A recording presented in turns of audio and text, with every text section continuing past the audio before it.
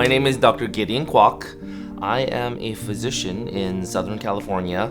My Asian patients especially started talking to me years and years ago about doing IV stem cell injections, and they're doing placenta injections and all these things. And so I actually started looking into it on my own. The body ages because we're inflamed.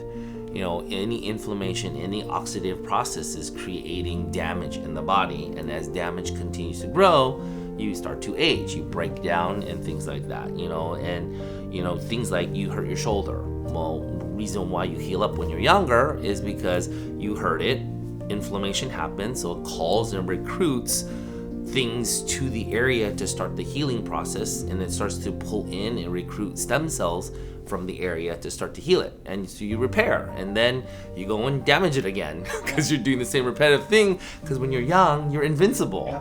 Then you get to our age and you do the same thing, and there's no more stem cells in the area, so trying to recruit from other areas, and nobody wants to give up some of their stem cells. And so without that repair process, you start to break down, and that starts to hurt, and you essentially damage it and leave it damaged. And so, this is where the stem cells and exosomes start to get into the mystery of how you can slowly maybe stop the aging process or slow it down.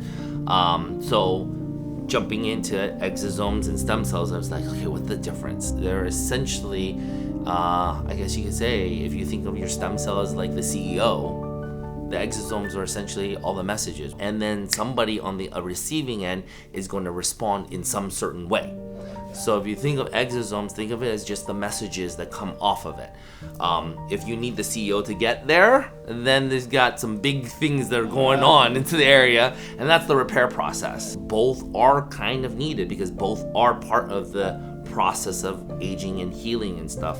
But I look at that as more of the decreasing inflammation now. And then the stem cells are about repair. You need both of them at the end of the day.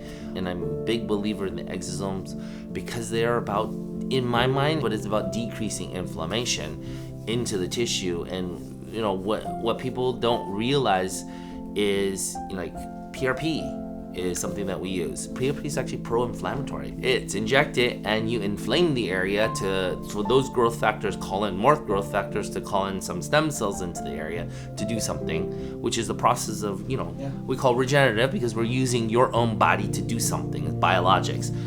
Exosomes is the complete opposite. Okay, I'm going to use this to decrease inflammation. So we started using on our CO2 lasers, microneedling RFs, microneedling, and what you're seeing is healing so much faster. This is the reason why I try to use it on everything that we are damaging.